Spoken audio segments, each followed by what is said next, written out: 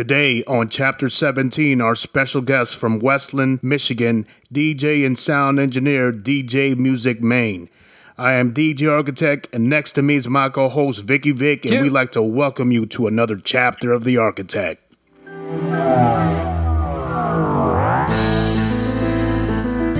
are now listening to the Chapter of The Architect podcast with DJ Architect and Vicky Vic. What's going on, party people? You're hanging out here with DJ Architect, my co-host Vicky Vic. Our special guest today is DJ Muzik Maine. What's up, my brother? How you doing? Pretty good. Just relaxing. Listen, when I saw your profile that you were should I say, a sound engineer, I got excited. I mean, big ups to your DJ skill set as well. But the reason why I got so excited that you are a sound engineer is because your skill set.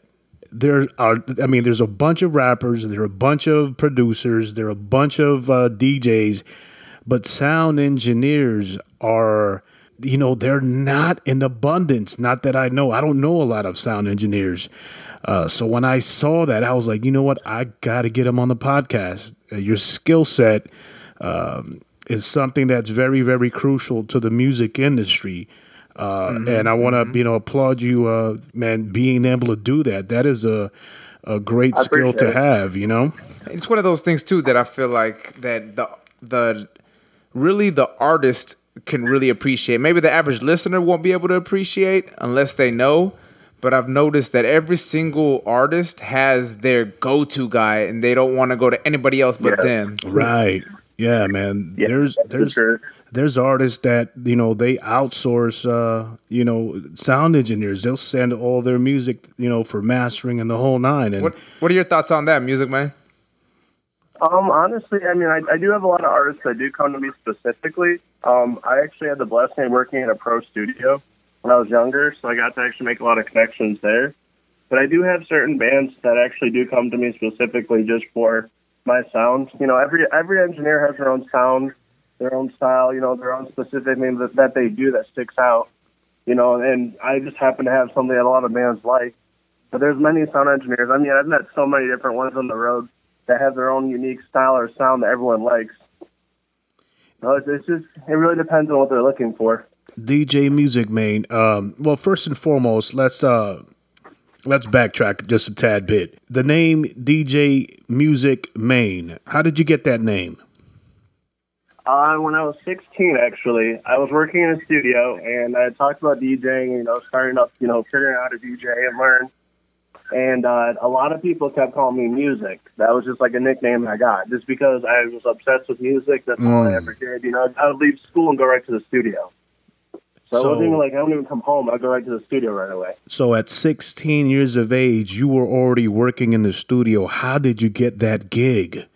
How lucky. My mother, it's funny, my mom's a music teacher in Westland. She ended up meeting a producer that owned a $1 million studio, and we had talked about me recording there. So the first day I recorded there, things went great. We recorded the track, but he noticed I was more interested in producing and the engineering side than I was recording my hip-hop. So we ended up talking. Yeah, and he said, well, do you want to learn how to engineer? I was like, yeah, that'd be great. That'd be awesome. Goodness. So after school every day, that's where I'd be. I'd be at his studio just, going through and working with him, learning how to mix and master. I would get to work with different artists, both local and national. So since about 2006. Wow. I've been actually working out of a studio. Listen, I wish Vic, don't you wish at the age of 16 somebody would ask you, hey, do you want to learn how to mix and master and be a sound engineer? But what also goes with it, too, it's not just that. It's also you have to be willing to put in the work. You have to be willing to, put in all the long nights of hard work to be able to get to a certain level. Oh, absolutely. Yeah, you're just not going to pick it up. Yeah. So you're both a DJ and you're a sound engineer, right? So yes. For the skill set for DJing, how did you pick that up? A lot of my friends DJ, And when I was younger, I'd watched them and kind of just picked it up, started learning how to do it just on little controllers and different systems. I mean, I started with virtual DJ. I think it was 7. So it was like the home edition, like the free edition. And I remember the song I did was Manny Fresh Real Big. Which I still have this. I still have the track to this day on my SoundCloud. I think I'm at like 5,000 plays on it. I mean, it still gets plays. But that was like that track that was just like, it was out, it was big at the time. So I was just like, you know what, I'll try to remix it. And I ended up probably spending like 2 hours just working on it and just, focusing on it. But I ended up getting just recently more into dubstep and trap step. Right. So that's what I've been mainly producing for when it comes to DJing is the trap step and dubstep. But I mean, I've been doing the DJing aspect since about 16 also. Okay, so you helps out when it comes to producing. So you make beats as well. Like, what, did that love come first before the sound engineering, or did it come at the same time? The beats came after. Sound engineering has always been like my passion and hobby. I mean, I've always literally been in love with sound engineering. It just the beats more came after I was actually like out of the studio for a little bit. I worked at Guitar Center and Pro Audio, and we had a lot of people that come in and talk about beats. So I bought my first Native Machine studio. Nice. And just started building beats on that. And since then, I've just been doing different kinds of beats and sounds. But I mean, in the actual pro studio that I worked out of, we had like a few beat machines, and I was, I'd mess around with them. But I mean, my main thing's the board. I love being behind the board.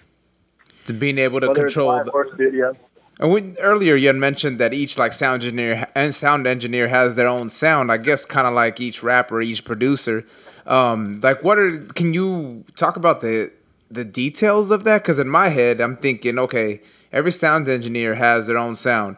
Maybe this engineer might like a little more highs. Maybe this engineer might need like a little more lows. Is that how it works? It's really the ear of the sound engineer. I've met some engineers that are very similar to me with their style of mixing and mastering, even live sound, the sound they're looking for. And I've met some people that are total opposite. I mean, it's really in your ear how it really works, Like, especially when I worked with a lot of the metal bands, you get bands that want it extremely loud, some want some soft, and you want to get an engineer that can do in between. Because, I mean, I've met also, engineers that have overpowered people where they can't hear, it's just too loud. So, I mean, I've pretty much studied and just mastered where I need to be with everything and try to keep it, in the middle. But, I mean, yeah, every engineer has their own style behind it. They may use a certain thing on the board that another engineer doesn't use. Music. It's a whole nother world. Right. Listen, as far as for sound engineering, your skills, once again, are extremely essential to the music process. I love asking guys, engineers, I love asking them questions because it's just an acquired knowledge. Like I said, you guys to me are like wizards, man. You know what I mean? There's so many rappers, so many DJs, but you guys, there are not a lot of you, man. And the skill set, the knowledge that you guys possess. Yeah, and then to know an individual that's actually excited about being a sound engineer.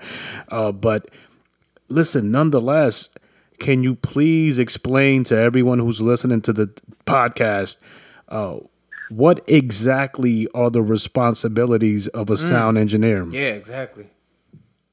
Okay, the responsibilities, I mean, when you look at it, our responsibility as an engineer, because you have your producers and you have your engineers. And that's the big debate and confusion a lot of people have. As sound engineer, we're the guys that sit behind the board, and, the producer will tell us, hey, do this, hey, do that. We pretty much, we build and master and build everything that we need.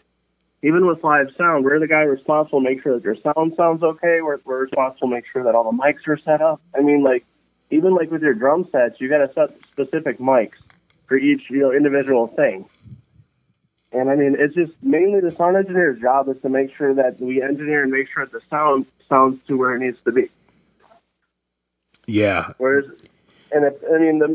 total mix-up of it is a producer is someone who produces the music, they put it out there, they build the beats, etc. An engineer, we're the engineer behind the board. We're the brains, kind of like a wizard, and we put stuff together to make it where it needs to be before it gets put into the industry. Right. Does that include mixing as well? Like the relationship? Yes, mixing and mastering usually included. But usually what you'll do is you'll actually do it after another producer's already done it.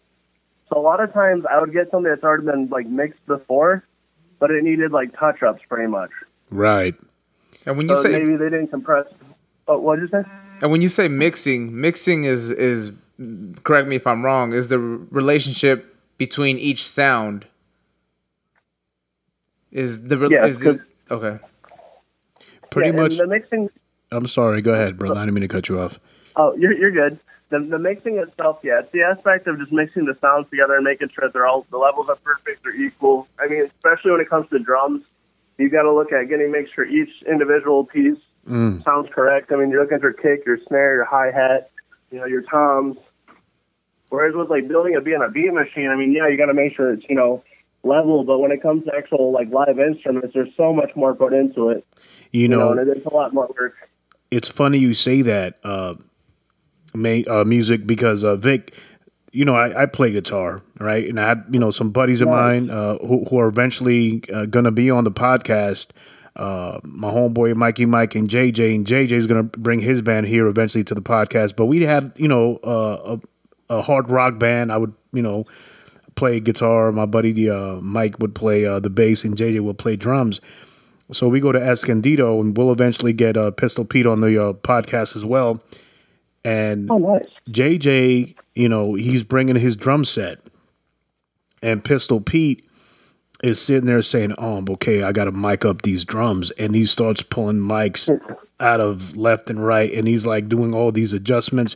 And just to get the mics prepped for the drums took like almost 25 to 30 minutes. You know what I mean? Because positioning it's them. Time consuming. Yes, man. And we had no idea it was going to take that long. But he was telling us, no, what you have to understand is that every mic is its individual track. Yes. And that's the thing. It's time consuming. Right. It really is. Right. And then it struck me. I'm like, of course, it's sort of like a piano has its own track. A string has its own track. So why wouldn't a snare, why wouldn't a crash cymbal or the bass drum have its own? You have to be able to control those levels. He might have gone too hard on the snare, and he's got to bring that down on level. Yep. And especially live. When you're doing live, it's a must when you're doing live sound. You got to be able to control levels, because you get heavy-footed drummers, you get light. You got to be able to control that difference. When you make beats, do you also go with the same mind frame? So you have one hat on one track, the kicks on another track, snares on another track, the sample on another track. Like you try to keep them separate? Yep, I separate them and I'll form the stem file so that way I can put them back into my mixer and actually mix it even more. So if I have to bring up the sound, I can bring it up or bring it down. But also a lot of my samples on there are actually from live drum kits recorded in that Pro Studio. So I actually have really live sounds. Wow. I'm very specific and picky with my sounds. Now, Muzik, you don't mind if I call you Muzik, do you? No, I don't mind at all. I get called that all the time. That's so, fine. Out of DJing and engineering, which one of those two skill sets do you prefer? Which one do you enjoy most? Engineering, honestly. I enjoy meeting bands. I enjoy working with them. I've been on 2 different tours and on the road. I mean, I just enjoy it. It's just, you can't beat the feeling of doing someone's sound. Oh, I mean, I goodness, eat man. and study and sleep it. I mean, that's all I look up all day. I'm on my phone usually looking up new mixers and different things. I have recording magazines here I read. I mean, that's all I do. Tell us some of the artists that you've worked with. I've worked with Gus G from Ozzy Osbourne. I've worked with Tracy Guns from Guns N' Roses. Wow. I've worked with MGK before. I've worked with members of D12. All Time Low I've worked with. Like a Storm, I've worked with them before. There's a bunch. John 5 from Rob Zombie. Wow. Rob Zombie. Wow. That's awesome, man. Yeah, you have a pretty good catalog. Outstanding. Yeah, I was looking at the Token.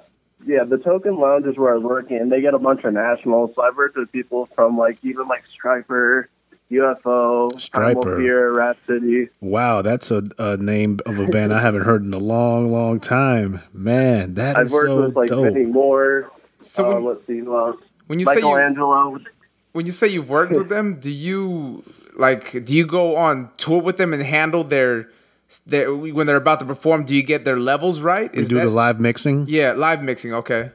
Yeah. When they came to the token, my responsibility at the token was I helped load in all their gear, and then I would do their levels of sound and light. I'm certified in DMX lighting also. Man, you have the dream job, bro. Oh my goodness. I got to work with the coolest one so far as Michelangelo. He actually let me see a couple of those double-headed guitars, which was pretty cool. And John 5's got an LED and a lava lamp guitar to let me hold. Wow. So that was pretty cool. Wow. But you got to think, when they came to the token where I worked, I would actually, before the show even started, we'd have dinner together. So imagine, like, I'm sitting with Tracy Guns from Guns N' Roses. We're eating dinner together before the show even starts. And then I go out and I set up all his lights, his mics, get all the levels. And then I help pack that back into their tour bus when they're done. Wow, that is awesome, man. That's beautiful, Tracy man. Guns. Yeah, he also created the band LA Guns as well. Yeah, man, that is amazing. Yo, listen, you are living a fantasy, my brother. You can hear this podcast in its entirety and all other chapters on iTunes, Stitcher, and Google Play. The links to this episode can also be found below in the description for your convenience. Please don't forget to like and subscribe. Thank you for listening.